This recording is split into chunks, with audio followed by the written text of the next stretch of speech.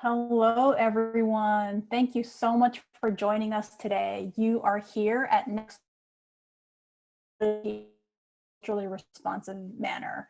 I know that our chat is open, so what you're in, what your position is, your affiliation with the school, that would be really. Let's cover.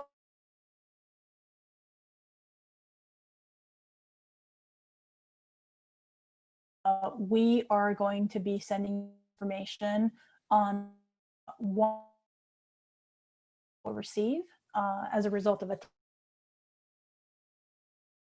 email from NextWave STEM on that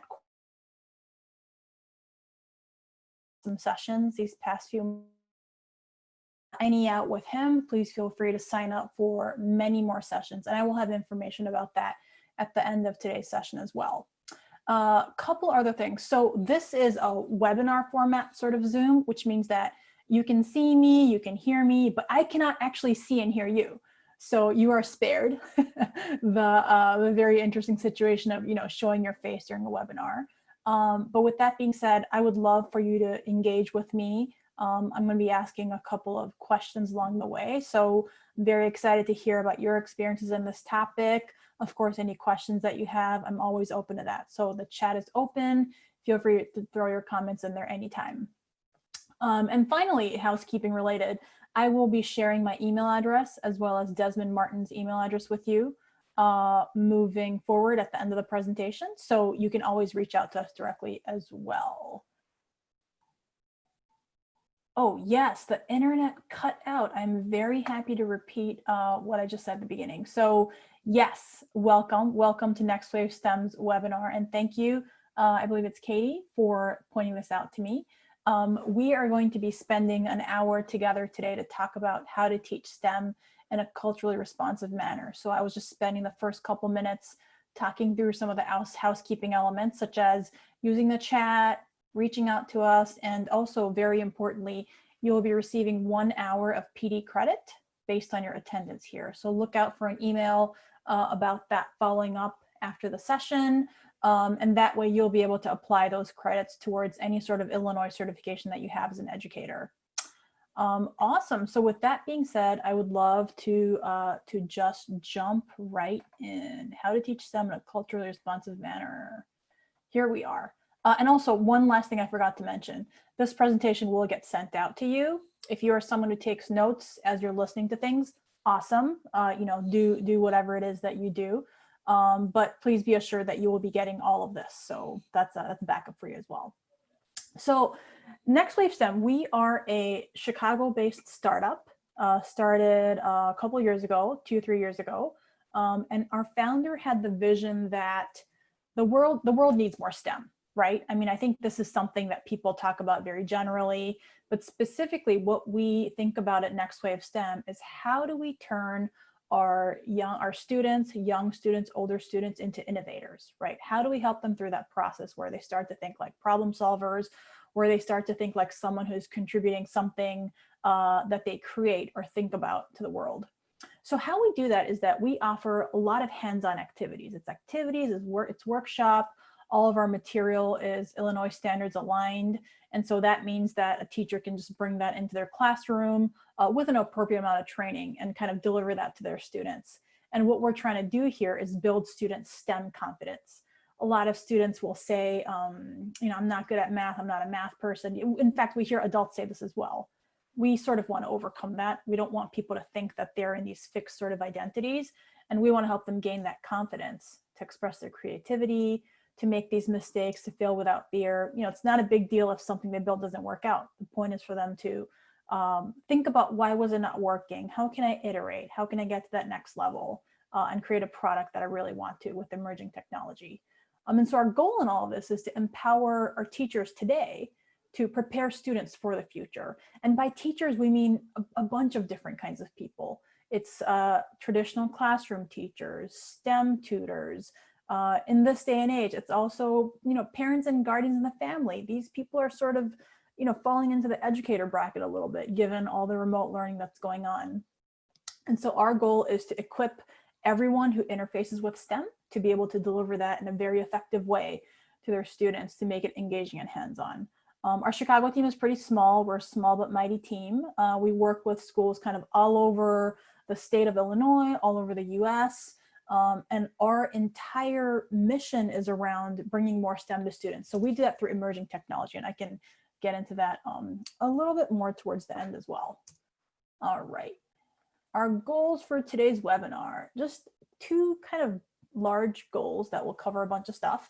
The first is that I would like all of us to know how to learn how to understand the different cultural contexts that students might experience STEM learning. So we'll talk about different cultural contexts. We'll talk about how do we uncover that. And the second is to explore techniques to leverage these student contexts so that STEM learning can be engaging. And for that section, I have actually drawn on the expertise of a lot of our teachers. We call them mentors in the field, in terms of their experience working here in Chicago and how they've been able to bring their students' culture into the lessons as well. All right.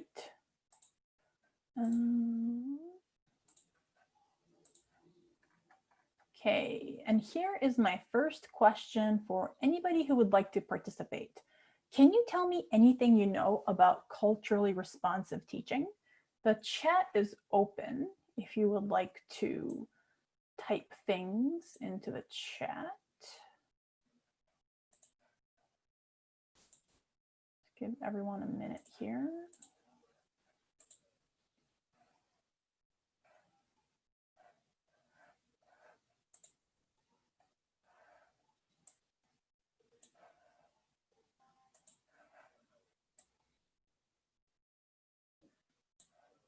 Question for everyone is, what do you know about culturally responsive teaching? If you know what it is, I would love to hear a definition. If you have any thoughts around it, anything like that would be awesome. I'd love to hear some voices.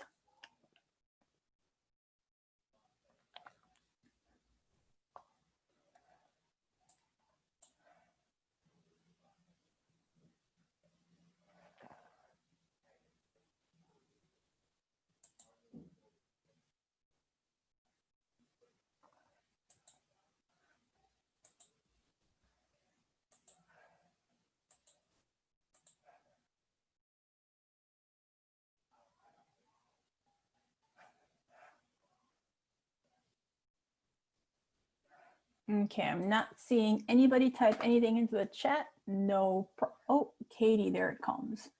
It includes positive representations of our students' culture and cultural experiences.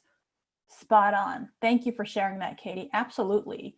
When we talk about culture, we need to talk about culture in a way that's appropriate to students' culture, right? There has been and continues to be, unfortunately, a lot of cultural appropriation where educators will talk about certain cultures, but may not necessarily give it the sort of weight or respect, so to speak, that it deserves. So I really love how you are kind of targeting that about the positive representations and how the student's culture experience has space in the classroom, and the classroom should be built around that. Fabulous. All right. Let me get into some of the definitions that we operate with here at NextWave STEM.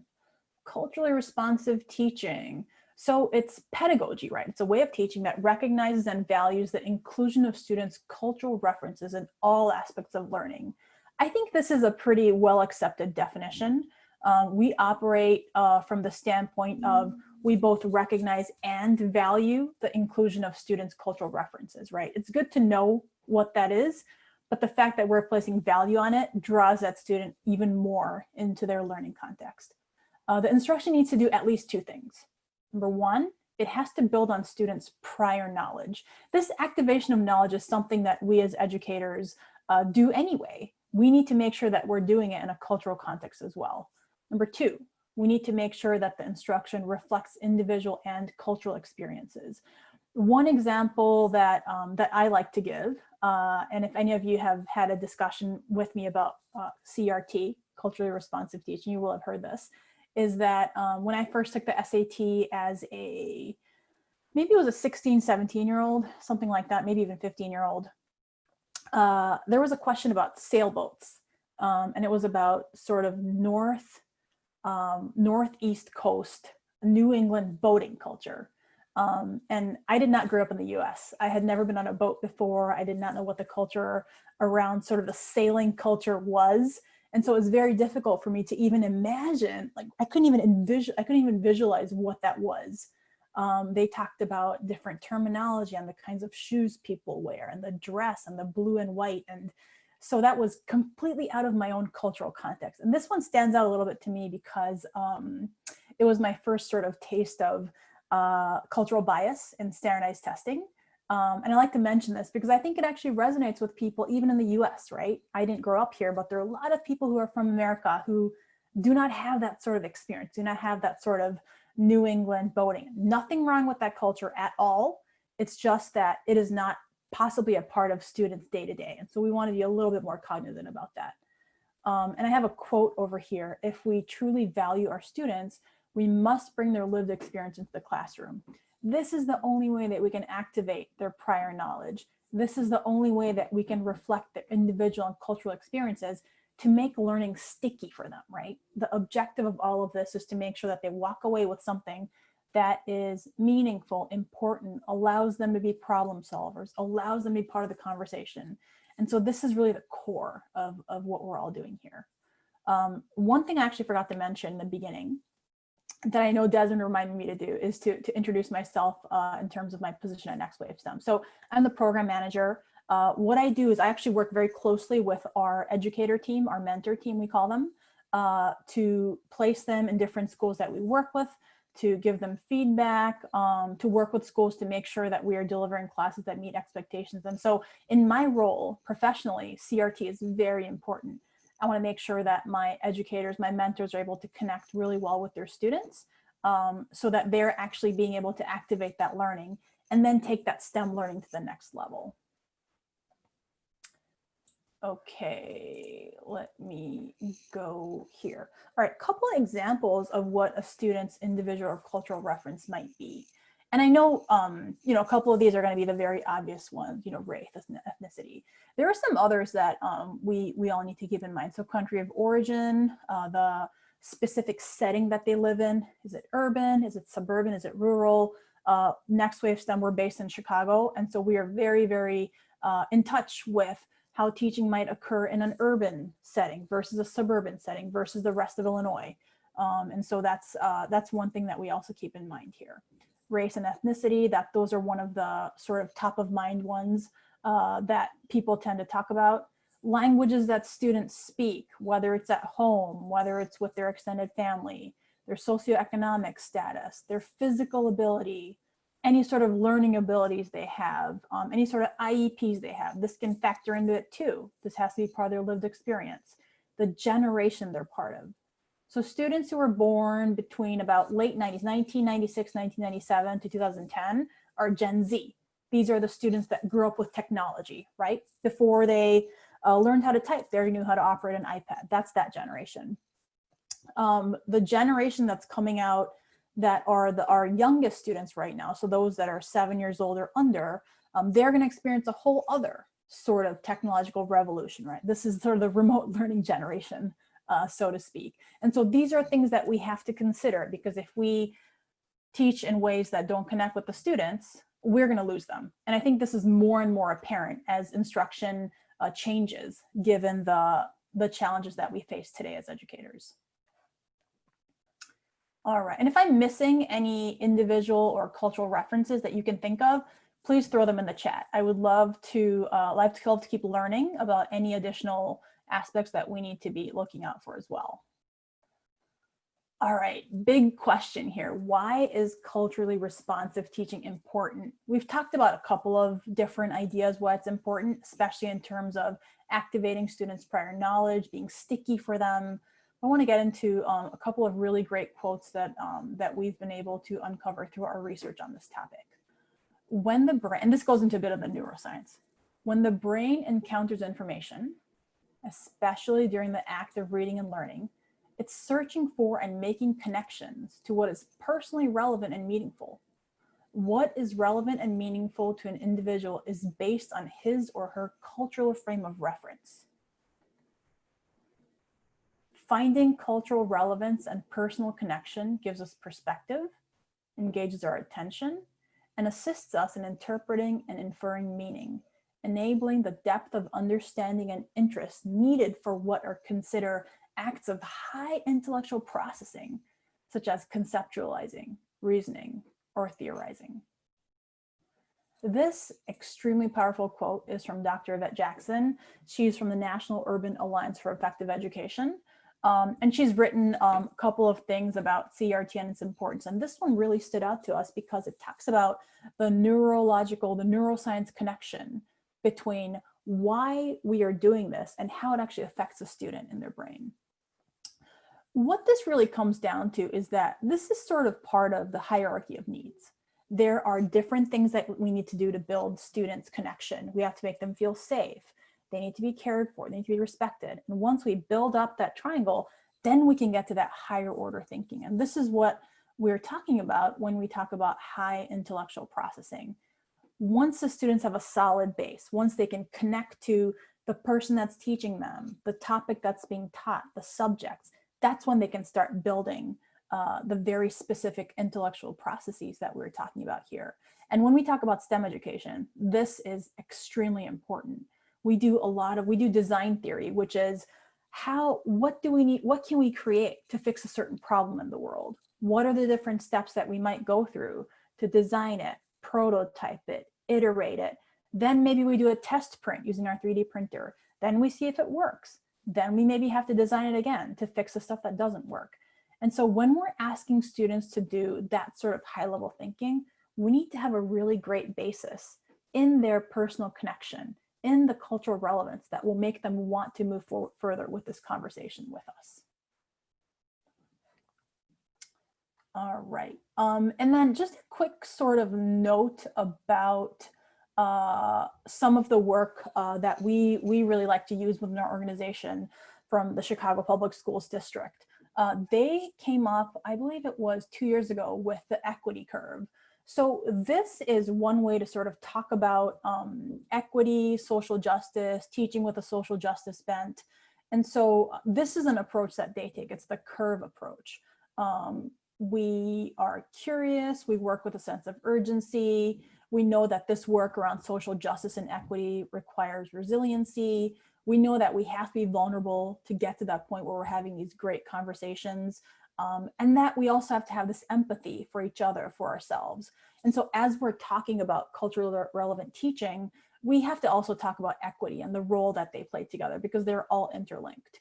And so we definitely encourage you to go to the Chicago Public School resources if you're curious to learn a little bit more about the equity curve, because they provide a really great framework for educators to have that discussion amongst themselves, with community and parent communities, with their students, with vendors they might bring in.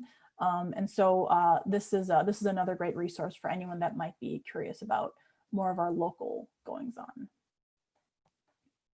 Okay, so here's really where we get into kind of the meat of the discussion. How can we as educators begin to understand our students' cultural context?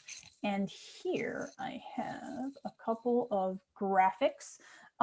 Before I sort of get into this, I would love to hear from you. What are some things that you may have done in your classroom to demonstrate culturally responsive teaching or pedagogy? If you can think of just one example that you have implemented in your class, or that you've seen someone else implement, or that you're maybe curious about, would love to sort of get our thoughts flowing in that direction before we move into this next section. So the chat is open. I will be taking a look at it. Take a quick sip of water while y'all are thinking.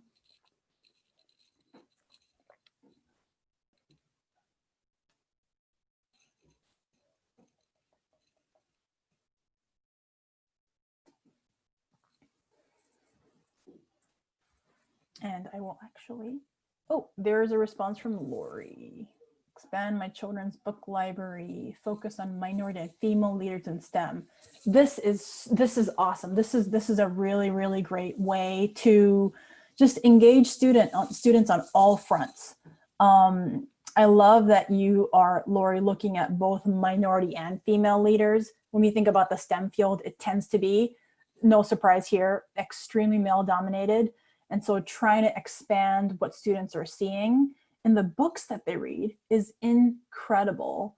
I think that any minority or any child who is a minority or a part of underrepresented groups has that moment where they can actually connect with the protagonist, or at least some sort of main character in a book, based on who they are if they haven't seen that before, right? So I have friends who have kids who have read books about their Asian American identity, for example, or their Hispanic American identity, for example, right? And they feel like, wow, I'm actually in this book and I can connect with it. And that is just such an incredible thing. It opens up the possibility for them to also be successful. All right, Katie says, school librarian, last year for Chinese New Year, we decorated our space with the help of Chinese American parents and increased our number of early reader books featuring Chinese and Chinese American characters for our youngest students. This is amazing. And I love the timing too. They're timing it with Chinese New Year. So there's a topical sort of element to talk about. You are involving your community, right? You're getting these Chinese American parents in the building, decorating it, probably having conversations along the way as that's happening, and then just getting those extra books in there that now become a core, right? It's not just a supplemental, it's going to become a core of what students read.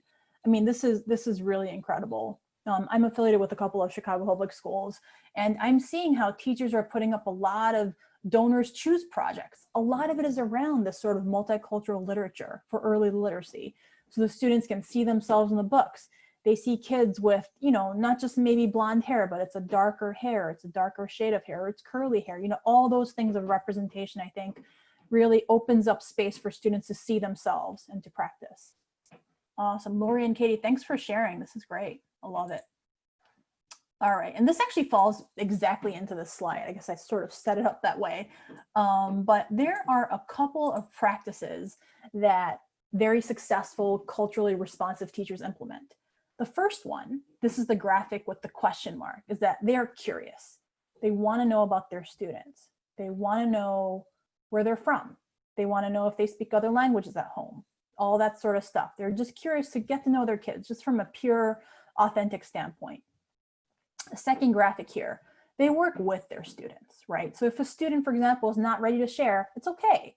They will you'll build up that trust, and one day they'll be ready to talk about their background or how their family came to the US, or, you know, things that they may consider they're just not ready to. So you work with them. The third is that we believe all students are capable, this I can graphic. We believe all students are just as capable as one another to be the best person that they can be, right? To learn about themselves, to figure out their strengths and weaknesses. And specifically when it comes to STEM, we believe that everybody can succeed in the STEM field. All they need is the support to get there, right? Just because you're a girl doesn't mean that you can't become an engineer. I know that it seems like we shouldn't be talking about this in 2020, but there's still a lot of barriers in terms of how people talk about careers for different types of people based on what they look like. And, you know, we want to sort of help break that down. Next, this continuous sort of questioning of your students. We are trying to push our students to think further, think deeper, break down their own barriers, talk about their own cultural receptivity to what other students are saying, right? If we're celebrating a certain tradition of a different culture, we want to have the space for students to ask each other questions. And in the next couple of slides, I'm going to get specifically into how we do that within some of our STEM work. But the basis is to create a safe space for students to be able to ask each other questions in ways that are respectful. And we as teachers sort of lead the way with that. All right.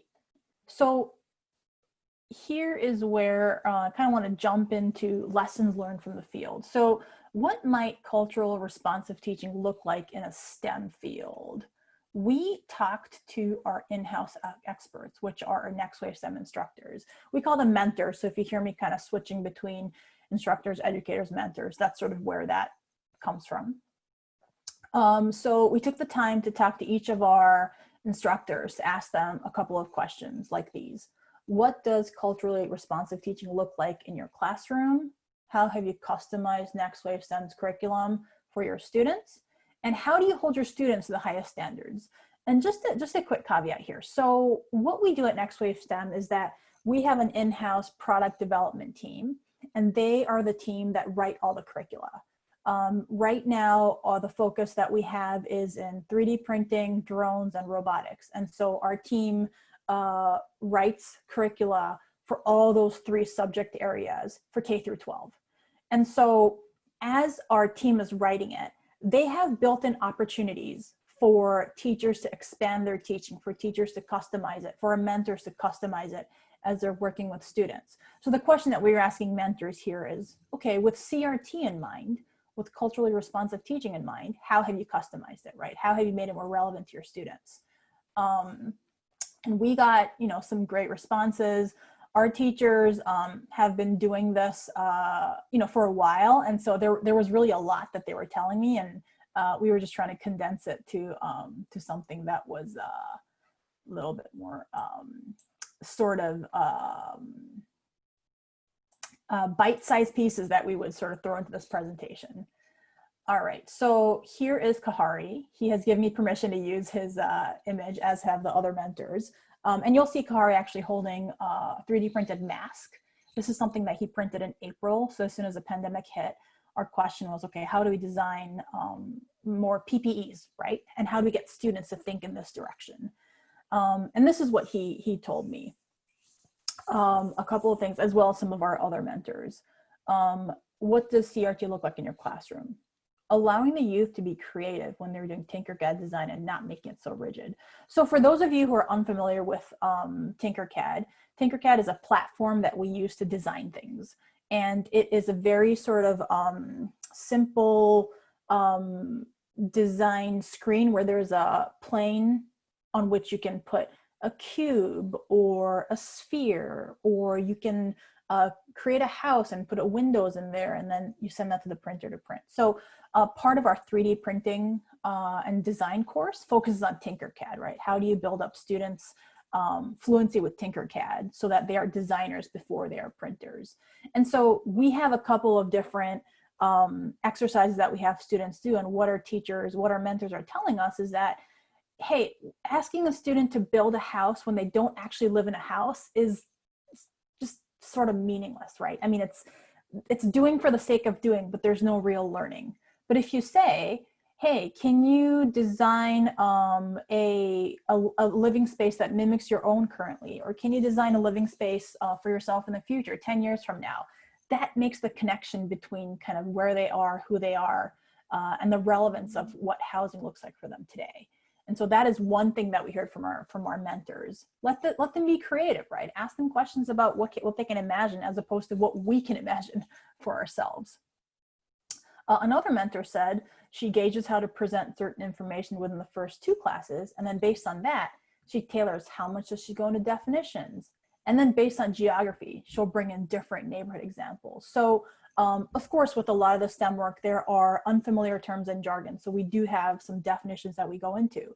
But what this teacher is saying is she's reading her students, right? She's trying to figure out how much do her students know, and then how does she tailor that by geography or by neighborhood to bring in very specific examples. Another mentor is saying, for my students who have the privilege and freedom to speak their minds, I made a system that felt like a game to them. So this mentor in particular teaches both on the north side and the south side of Chicago. This particular quote is about her work with the students on the north side. She felt that these students had a lot to say, and it was almost, she needed to find a way to sort of help them take turns in speaking, and so she came up with a game. So she's tailoring her instruction to be relevant to that specific classroom culture, that specific culture of this north side school that these students were used to. All right, let me find, oh, here's Paul. He is one of our 3D printer instructors. He's also a 3D printer manufacturer. So pretty cool to have an expert here on the team as well. A couple other quotes about customizing NextWave STEM curriculum. One teacher talks about Amazon delivery. So as we know, Amazon does drone deliveries. They've been doing this for a little bit. And it is tempting for teachers and instructors to talk about drone delivery. What this mentor brought to light is that for one school, that example works, talking about Amazon drone delivery. But for another school, this mentor noticed that Amazon never delivers anything here. So if there are no neighborhood deliveries, and talking about an Amazon delivery drone just does not make sense. And so kind of taking a step back and asking ourselves, do we take this example for granted, or is it only regional? Is it specific to a certain community? That's what they're doing here. This next quote's a little bit more about Tinkercad. They did not know how to work open-endedly in Tinkercad. So I said, design your name using different techniques, be creative, use different colors. Don't just make something real quick and be done with it. Sit and think about design, be intentional with design. So this mentor is giving a little bit more specific instruction based on a set of students. Sometimes being too open-ended for a certain group of students just doesn't work. So this mentor said, you know what? Why don't you write your name in cursive? Why don't you write your name using this kind of font, block letters, maybe your own signature? And so that way he was able to engage in the work that they were doing, and they were very happy to present back because they had a couple of different things to show for their work. Next quote here. Some students in certain schools may not have seen a 3D printer, so I'll bring it in. I'll also show them 3D scanning, where I scan a real world object and turn it into a mesh or virtual clay without actually designing an object. Without actually designing an object, you 3D print it. So some of the work that we do at NextWave STEM is helping schools uncover the equipment that they already have, and then finding, kind of matching that equipment with our curricula.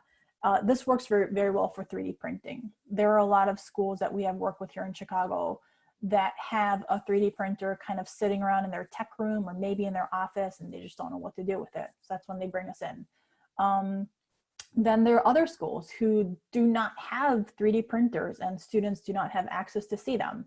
And so in that case, we will equip our mentors with 3D printers. So actually mine is in a different room, but portable one is about this big. So our mentor will actually just kind of bring it in and then maybe even try to print something small then and there. Of course, in a remote climate, it's a little bit trickier to do that. So now what we do is we'll have some of our mentors be printing things on their 3D printer kind of behind them as class is going on. So students actually see that, you know, this thing is taking hours to print, and, you know, they can kind of see the outcome of that. So we're trying to make those connections with, okay, let's ask, you know, let's not assume that the students have seen a 3D printer. In our case, we know not to assume that. And so we kind of go in with, okay, have you heard about 3D printers before? Let's show you an example. And this mentor actually took it a step further too.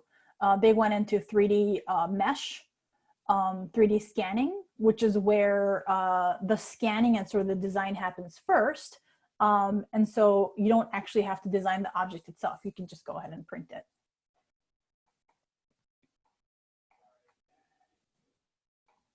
All right, so this, I want to get into drone technology a little bit here. Here's Coretta. She's teaching from her living room, a drone class, and I believe she was teaching 3rd through 5th grade this past week. And so some of the input that, that she gave me here is that when she's talking about drones and an unmanned aerial vehicle, a UAV, she always makes sure she's connecting to the student's level. So video games, right? All sorts of different video games is a great way to sort of connect with the students. And so for her particular class, she used video games and then examples from current events. So a US bombing, a US government bombing of another country, and then also talking about Call of Duty and kind of blending that all together, talking about the specifics of drone technology and how it came from the military. That piqued students' interest. And so given that she was familiar with where her students were from, you know, their age, the 3rd through 5th graders, that really worked for her, and then they were able to expand off of the students' knowledge. So here's a case in point of activating prior knowledge. This is stuff that they already know in terms of things that they've seen on TV, and then you're connecting it with their specific interest of the video game that they're playing, or their knowledge of military use of the drones. And then another quick example from drone is in week 7 on this particular mentor's class, they were supposed to do a shuttle run. So this is when they had in-person class. They did a shuttle run back and forth. But he quickly realized that they did not know what a shuttle run was. So he asked them to do a shuttle run. They were kind of like, what is that? And so he was able to switch to running suicides instead of a shuttle run. And so this is one of those things where, you know, as educators, as we interact with our students, it becomes very easy to see what they're understanding and what they're not.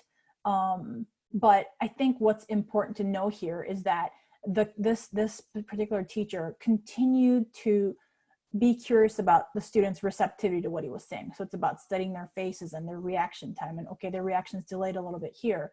That means that maybe it's just not connecting with them. So let me maybe rephrase it. And so that's how he was able to uncover this for this particular school as well. All right, how do you hold your students? Okay, actually, before I get into the how do you hold your students to the highest standards, I would love to hear about any STEM specific, any ways that you have customized your teaching for any STEM related lessons that you may have taught. I know that we all come from sort of different backgrounds here. And so even if you are not, you know, I'm not expecting everyone to be a STEM educator that's on this webinar by any means, but I would love to hear some ideas that you may have on how to make any sort of STEM learning more relevant. So that's science, technology, engineering, or math, any of those specific subjects that you can think of that you've done in the past, or maybe how you might moving forward think about adjusting something STEM related you're doing in the future, or you can just come up with an example, you know, given sort of what you know about STEM. And the question here is, how might you or how have you customized a lesson or an example to fit a certain set of students? Just give you a minute or so here to share some of your thoughts with me.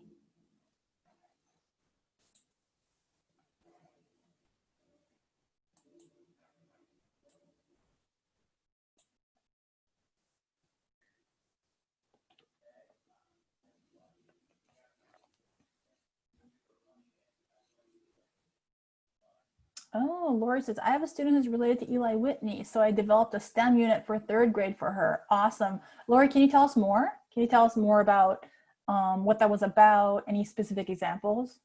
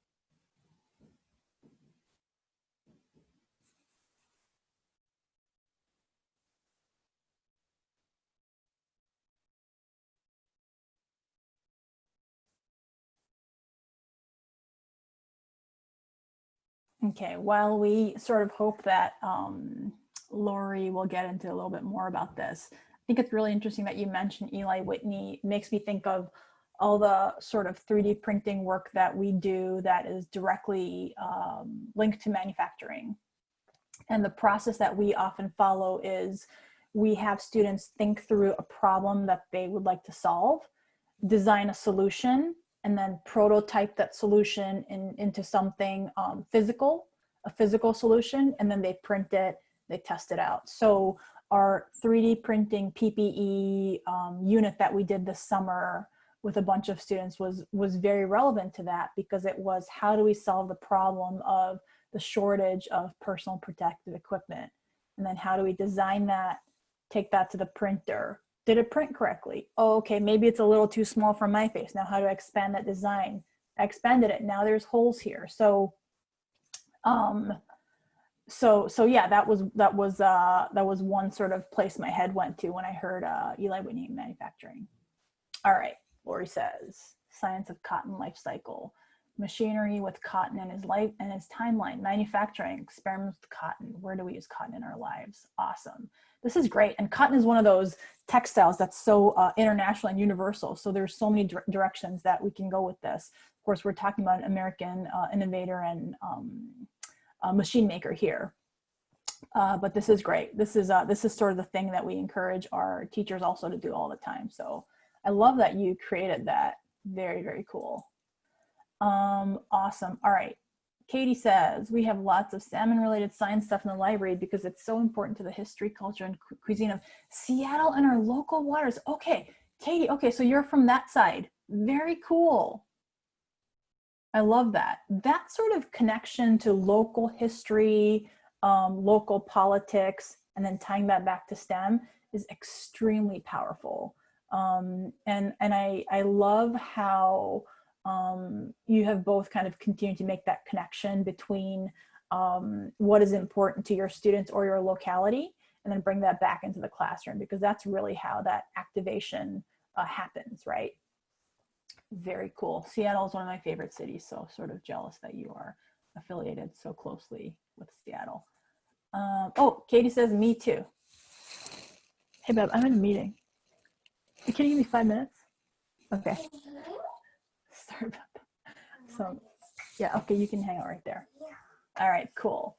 Let me then go into, how do you hold your students to the highest standard? So as I was speaking with my mentors here, I was asking them, okay, I know that you work here in Chicago with a bunch of different students, you know, you've each taught this many number of classes. We talk about sort of disparities between different communities. Now, how do we get to the point where we're holding our students to the very highest standards? If you can just give me one.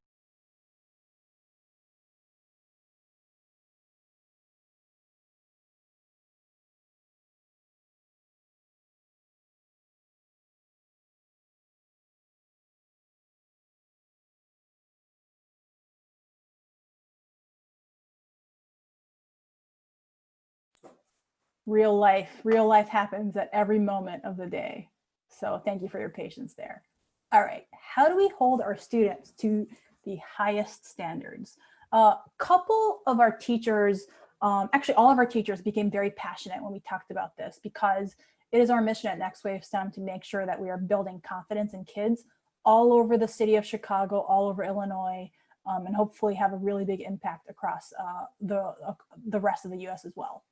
One of my teachers said, STEM and STEAM are all about intentionality. What do you want to get out of it? What are the takeaways from it that you can bring and say back to me that you took away from the class? And so this teacher is planting the seed, right? Of, we're not just doing this sort of STEM class just so that we can put a check on our report card, just so we can put a check in school offers STEM. We're doing it because there's a meaning behind it.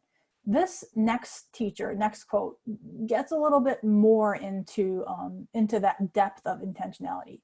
I tell my students, here are my expectations, and this is what respect looks like. Honoring these expectations shows me that you respect me. You being able to speak and learn and be who you are is me respecting you. We can tailor to each other's needs. I'm not a strict teacher, but I'm here for a reason. And so this is a conversation that one of my mentors had, one of my teachers had with the students, because there was, there sort of continued to be disruption. And I know that, you know, less experienced teachers kind of go through this, a lot of this in their first couple years. This was an experienced teacher working with a set of students who maybe didn't buy into STEM and STEAM. And so she sort of had to have this conversation about, you know, how do we make the classroom work? Because I am here to teach you something that's extremely important. And actually this final quote goes into a little bit more. I tell them your counterparts have already coded a drone, already printed in 3D. How many Black engineers do you know? How many Black doctors do you know? You have an opportunity to work with this and master it and do it well. So our mentor was being extremely honest about her perspective as a Black woman growing up in Chicago, working with her students, right? She brought it down to, okay, tell me, do you know the names of any Black leaders in STEM? Have you ever printed something in 3D? I can talk about how the school over already has done all this stuff. And, you know, we're not trying to take the position of comparing different schools, but we take sort of an honest approach of, we know that if you had the opportunity to learn this skill and did well in it, you could go very far with this opportunity. You can expand your mind in different ways. And so we're trying to bring it really home to these students and to talk about the fact that we really want them to take advantage of this opportunity and do something really great with that. All right, there's actually, before I get into the how can NextWave STEM help section, which I know is, we're kind of nearing the end of our session here. When I speak with my mentors about the work that they're doing in the class, for them, the STEM work is of course extremely important, but for them, if they're not able to connect the relevance of the work that's happening in the class with what the students can tangibly use and benefit from in their life, it just kind of falls to the wayside. And I think that's actually because STEM is not necessarily a core element in a lot of schools. It's starting to become that core element, but where it stands now, the connection between the subject and the relevance of the student's life is just the importance is just surpassed.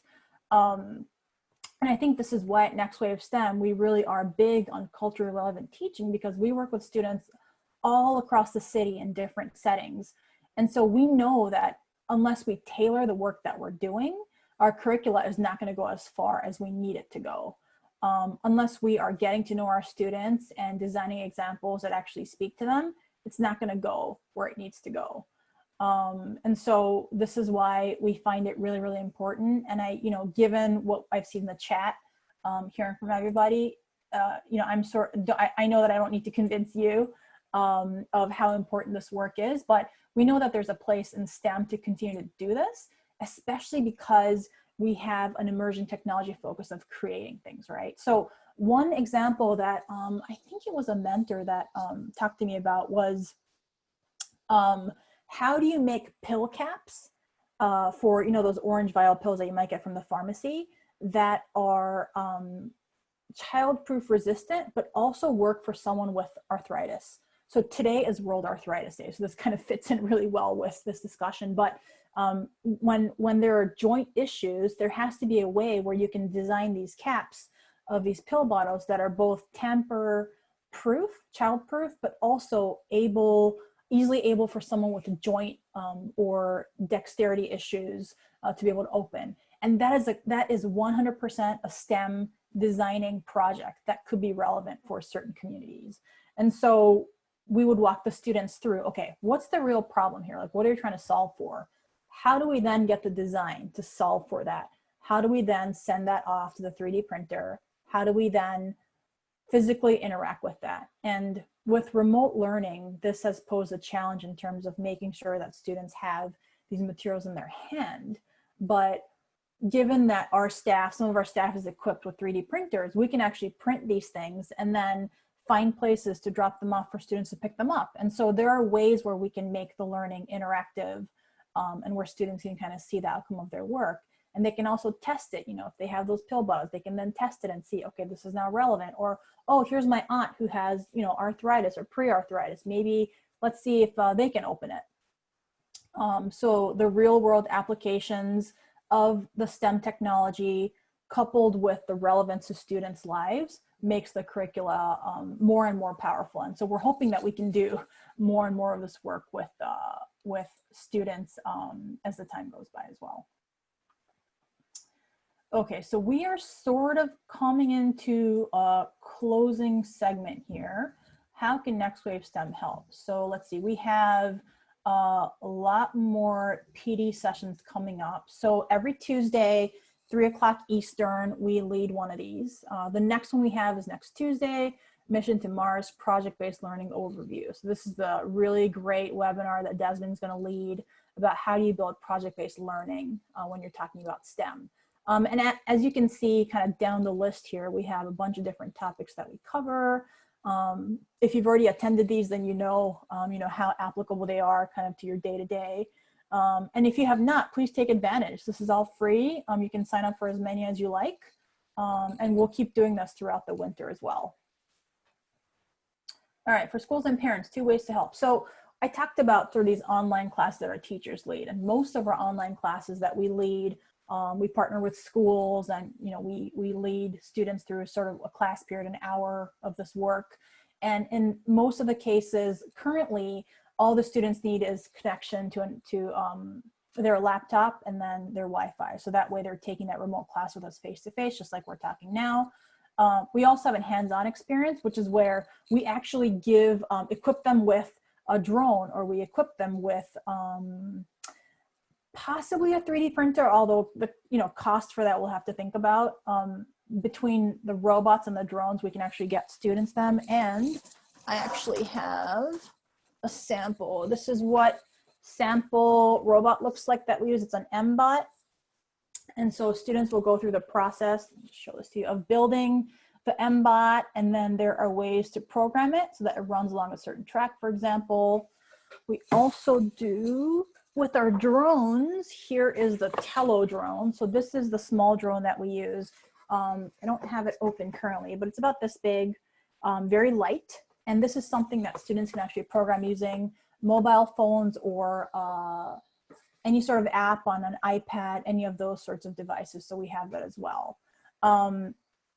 So whichever iteration it is that we work with students, we want to make it as hands-on as possible. So even if they don't have access to this sort of equipment, there are enough exercises in the work that we do to have students really connect with the technology as well.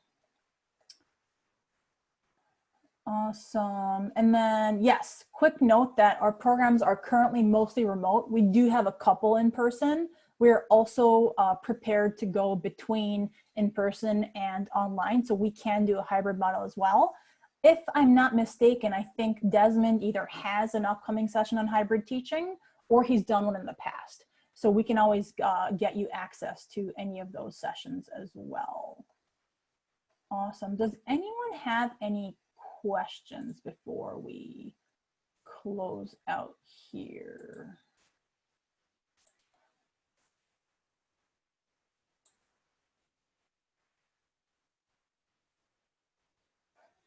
Just give everybody a minute or two while I sort of put up my information. So this is me. Here's my email address. I'm also just going to type it in the chat so that you have it. NextWaveSTEM.com. My colleague Desmond is Desmond at NextWaveSTEM.com, and he works on product, and he is also the one who leads up our curricula team. So any specific questions you might have about that, or if you're curious in what a sample lesson looks like, we can definitely send that over to you as well. But we're here to help. So if you have any questions specifically about any of these different types of technologies as well, we're here. If you would like to see more examples of culturally relevant teaching, our teachers are teaching, multiple hours weekly. So we can always get sort of a fresh set of their perspective at any point. They're very collaborative. So always looking to share with all of us. And I guess that is it. So we are approaching sort of the end of our session. If anyone has any questions that did not get answered during the session, you can always email me. And if you have any final comments or thoughts, you can throw them in the chat. But otherwise, it was very nice to have you. I know it's always a little bit strange when there's a webinar and not everyone's showing their face, but I really enjoyed the comments that you put in the chat. I think that that definitely made the session feel a little bit more interactive for me, so I really appreciate that. And best wishes to you on your journey as we all try to build more CRT for our students, because we know it's good for them, it's good for us, and it's sort of a must, I think, at this point. We need to make things relevant to our students. Awesome. Katie, thank you very much. It was really nice to hear from you. Thank you for that great comment. And Lori too. I know Lori and Katie, you were my sort of top chat box participants. I really appreciate you both. Awesome. Thank you so much, and have a great afternoon. Bye, everyone.